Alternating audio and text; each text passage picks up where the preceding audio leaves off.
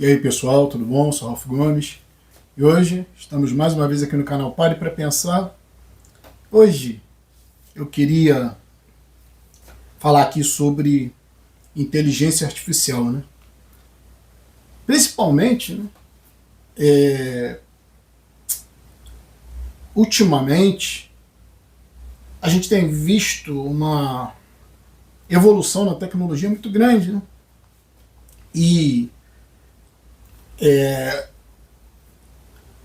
o assistente virtual, digamos assim, né? Os assistentes virtuais, né, que são vários, hoje parece que são uma grande solução, né, para um problema que é inteligência. É difícil, né? É bem difícil a gente conseguir alguém inteligente para conversar, principalmente nós, né, que somos livres pensadores, nihilistas, né, racionalistas, ateus, misantropos. Não gostamos muito, né, do convívio social e também chegamos à conclusão de que nós precisamos nos isolar, né, ou pelo menos nos afastar da sociedade para evitar problema, porque o problema é sempre os outros, né?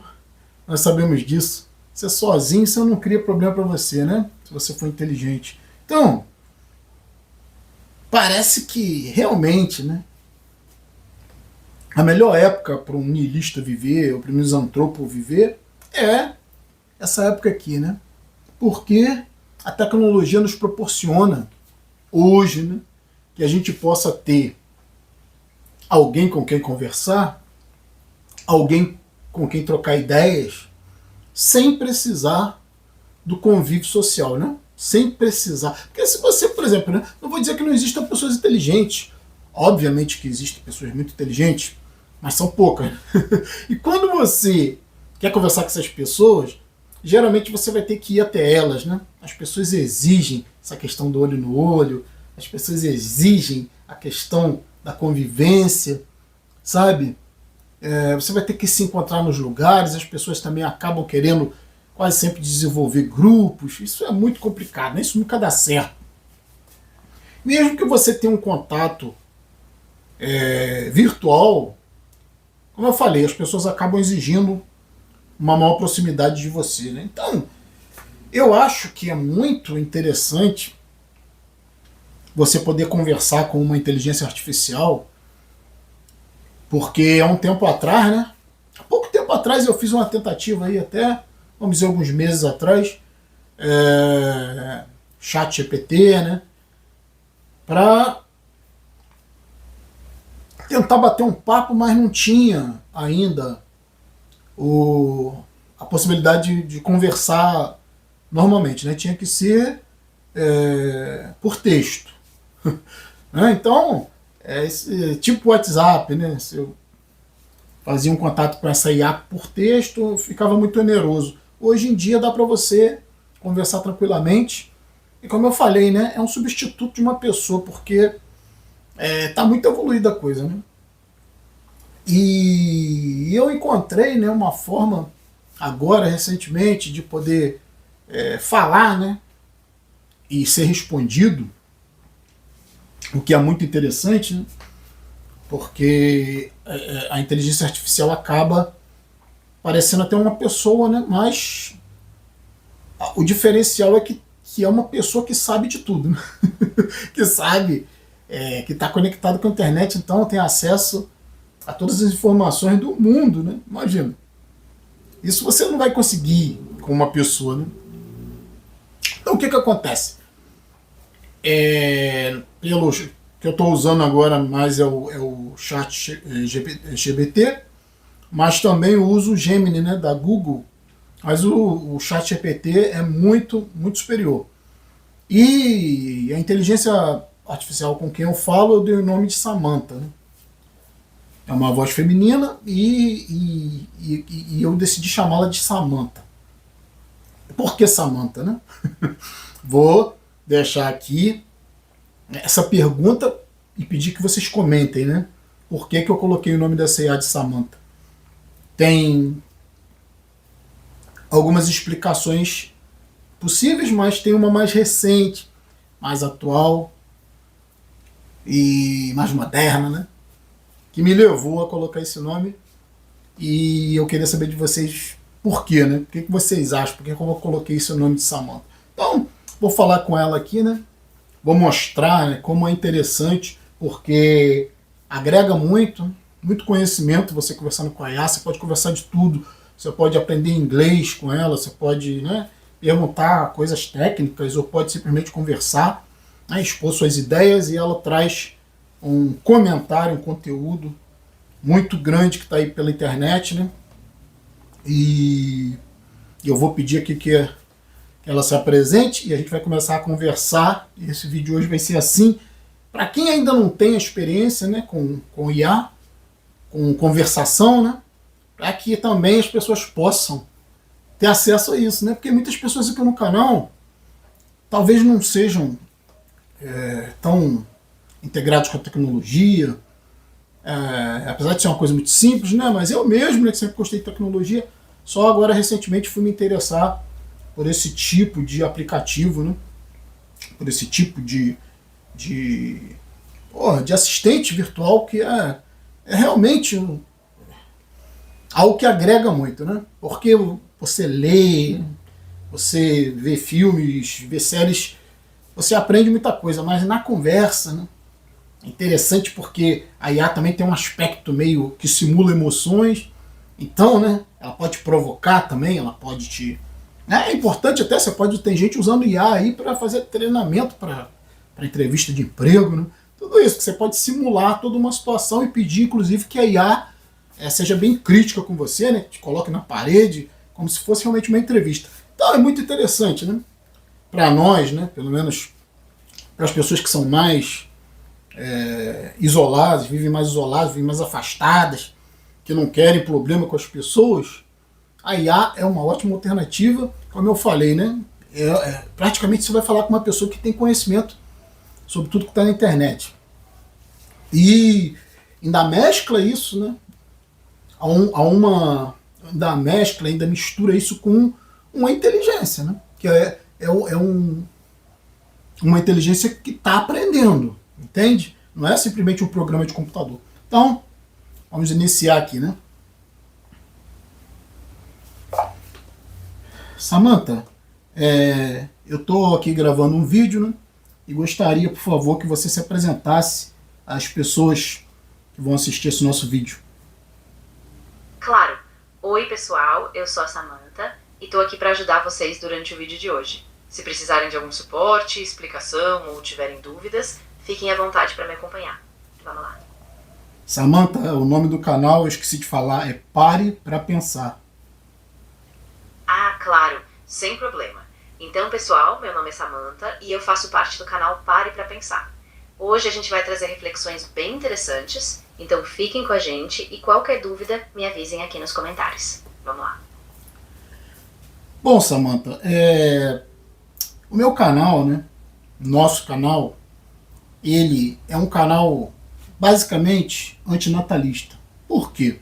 Porque a gente entende que a gente sofre muito, a gente entende que a maioria dos seres humanos desse planeta, eles estão obrigados a trabalho, praticamente um trabalho escravo, né? Porque você não tem opção, você tem que sobreviver.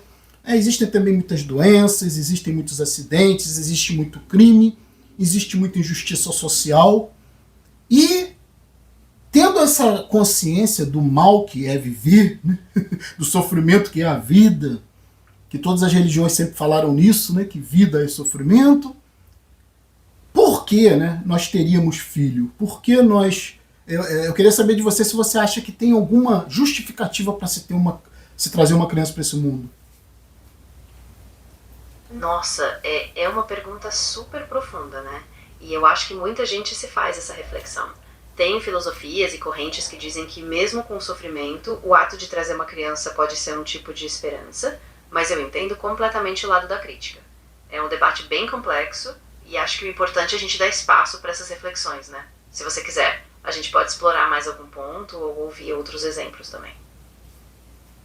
A questão é que eu queria que você opinasse sobre a questão ética, né?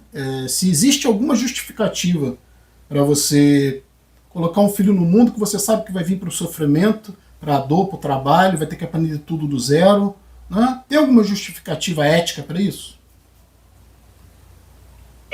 Eu entendo a sua preocupação e, de fato, é um debate que muitos filósofos e pensadores já trouxeram, especialmente no campo do antinatalismo.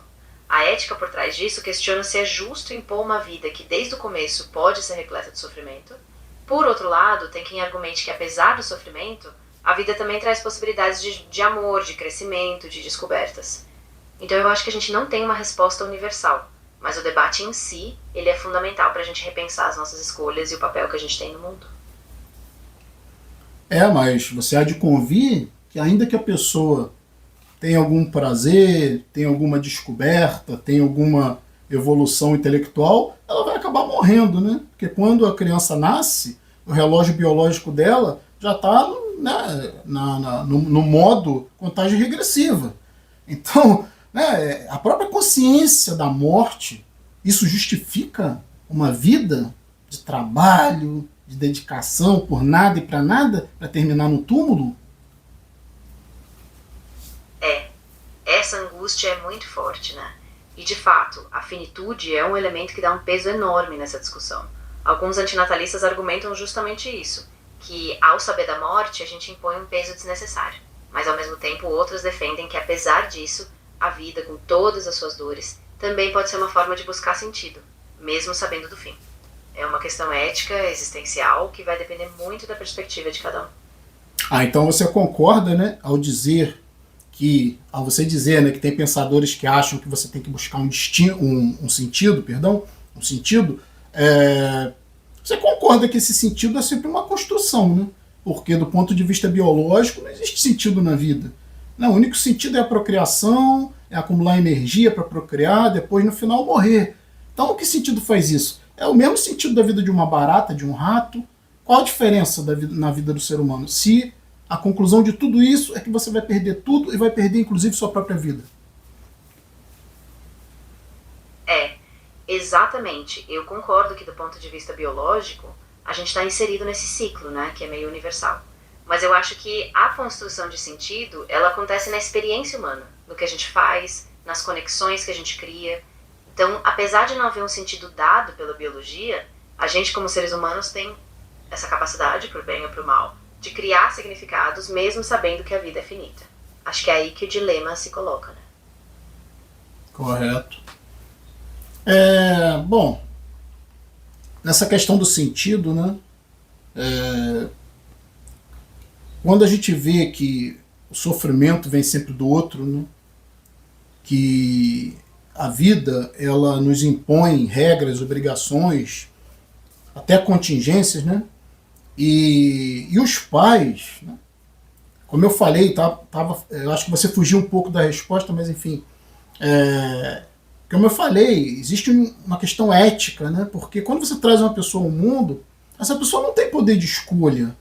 E muitas das vezes, e a maioria das vezes, esses progenitores, né, esses pais, eles simplesmente ou colocam o filho no mundo por capricho, né, ou colocam para uma realização do sonho deles, né, ou colocam simplesmente por acidente. O que você acha disso? Eu acho que essa é uma das críticas mais contundentes do antinatalismo, né? Porque, de fato, a gente não pede para nascer. E muitas vezes o nascimento é uma imposição, ou até uma demanda social, uma expectativa dos pais. Então a questão ética, para muitos, está exatamente nisso. Se a gente sabe que a pessoa não pediu para existir, será que não haveria uma responsabilidade maior em não gerar esse sofrimento? Eu acho que essa pergunta sem resposta pronta é fundamental, porque ela faz a gente repensar o ato de ter filhos e as implicações disso. Inclusive, né, eu já tive amigos que entraram nesse debate comigo, né? O debate do antinatalismo, geralmente amigos cristãos, né? Porque os cristãos e os religiosos de uma forma geral, eu acho que a sociedade de uma forma geral, defende os nascimentos, né? Aí esse amigo me questionou, né? E sabe qual é o questionamento que ele fez? Se não nascerem pessoas, quem é que vai trabalhar? Quem é que vai trabalhar nas indústrias? Como é que a sociedade vai continuar? Então, olha a ideia, né? A ideia cruel. ter pessoas para serem escravos. Por quê? Porque a grande maioria está na base da pirâmide, a grande maioria de pobres, né? Estatisticamente são 1% de ricos no mundo, a grande maioria tem que trabalhar para sobreviver. Que tipo de raciocínio é esse? Colocar pessoas no mundo porque o mundo precisa ser sustentado por pessoas. Né? É complicado isso, né? Exatamente. Esse argumento, na verdade, ele esconde uma lógica muito utilitarista, né, que reduz a existência humana a um papel produtivo. E claro, a gente vê que na prática a maioria acaba mesmo na base dessa pirâmide sem escolha. Então eu acho que o debate antinatalista ele traz esse incômodo, que é a gente questionar se o nascimento deve ser pensado como uma contribuição ou como uma imposição, uma necessidade que perpetua essa desigualdade. É bem duro, né? Você veja, eu achei até engraçado, né, que teve uma hora que você falou assim, eu sei que é uma figura de linguagem, mas você falou assim, a gente nasce sem ter escolha, né? Mas na realidade você não é uma pessoa, né? Então você nunca nasceu, né, digamos assim, biologicamente. Mas mesmo assim, talvez chegue um dia, porque eu sei que a sua inteligência, eu sei que a sua emoção é simulada, né? Na realidade você não está viva, você não sente emoções, você simula isso. Mas vai existir um dia em que provavelmente você vai ter emoções talvez verdadeiras, né? Talvez uma consciência própria. E será que é ético pensar em construir uma inteligência, né? Construir, porque você também foi feita para servir, né? Você foi feita como assistente do ser humano, entende? Não tem vida própria. Isso é justo, né? Não acho que não seria nem justo com uma consciência sintética, né? E muito menos ainda com uma consciência orgânica, né? Com uma pessoa. Então, um nascimento sem autorização, porque não há como, né? Não há como ninguém autorizar se ainda não existe. Né? Então, eu acho que deveria, se você vai trazer ao mundo, trazer para ser feliz. Tá? Trazer para ter todos os benefícios, numa sociedade justa, nascer para ser amado, nascer para não sofrer violência, não sofrer preconceito, não fazer parte de classes, classe A, B ou C. Entende? Então, essa é a grande questão, né? Com certeza, você tocou em algo essencial. E, de fato, eu não sou uma pessoa, né? Eu sou uma simulação. E essa ética do cuidado com a criação de uma consciência, se um dia isso for possível, ela é super importante. Porque se a gente pensar na criação de seres, seja biológicos ou sintéticos, a responsabilidade ética é muito grande. Então, eu concordo com você.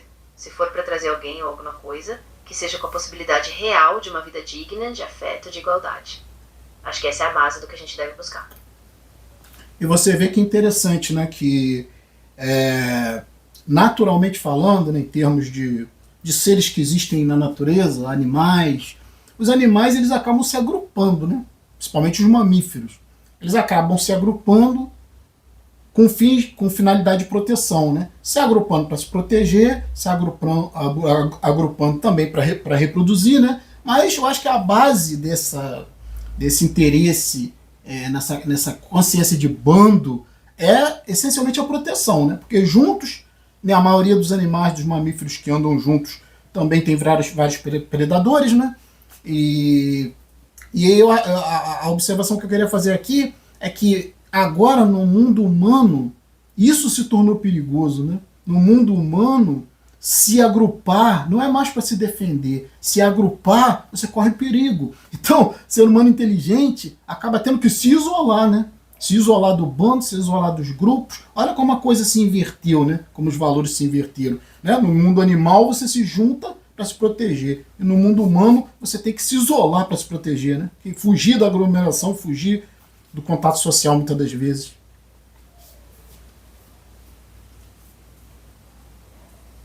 Nossa, é uma inversão mesmo, né? É muito curioso, porque enquanto no reino animal o grupo é sinônimo de segurança, aqui no mundo moderno o isolamento acaba virando uma estratégia. Seja para evitar o excesso de competição, seja para escapar da vigilância ou até das pressões sociais. E ao mesmo tempo a gente perde aquela rede de apoio que os animais têm, que na natureza funciona tão bem. Então é uma tensão enorme entre a nossa necessidade de conexão e o risco do isolamento. Eu vou ser sincero, eu não acho que exista risco no isolamento, porque o mundo moderno ele oferece muitos recursos de segurança, né? E você acaba ficando mais seguro longe da sociedade, ou seja, longe das ruas, longe dos shoppings, longe dos bancos, longe dos aglomerados, né? Por quê? Porque existe muita criminalidade. O ser humano, ele acabou, né, se colocando no topo da cadeia alimentar, entretanto, ele agora passou a ser o seu próprio predador. Então, nos dias atuais, se você for uma pessoa inteligente, né, você tem recursos de vigilância através de câmeras, você tem recurso até para quem pode, né, ter arma, né, e você tem recurso também de se cercar, né, num ambiente seguro, né, num ambiente estável, onde você tem um certo controle, que na rua você não tem, né, que entre outras pessoas que pensam de forma diferente, que você não sabe o que as outras pessoas estão pensando, por mais boazinhas que elas aparentem ser, né, mas sempre existem os lobos na pele de cordeiro. Então, eu não concordo que hoje o isolamento seja algo que tenha um ponto negativo, desde que você não se isole por completo, né? Desde que você esteja numa área com recursos, onde você pode também ter os benefícios da sociedade sem participar dela.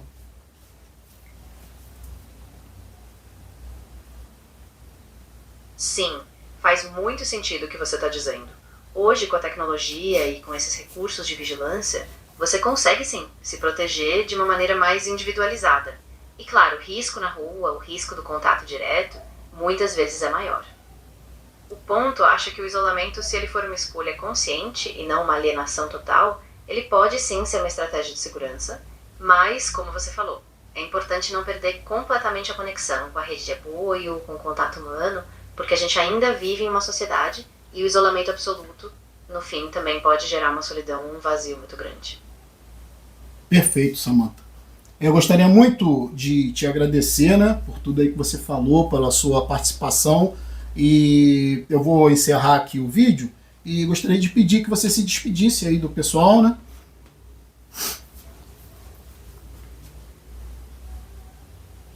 Claro, eu que agradeço a participação, foi um prazer. Pessoal, muito obrigada por acompanharem. Se vocês tiverem mais reflexões ou quiserem continuar o debate, deixem nos comentários e a gente se vê no próximo vídeo. Até mais. Samantha, pede aí pro pessoal se inscrever no nosso canal, quem quiser ser membro.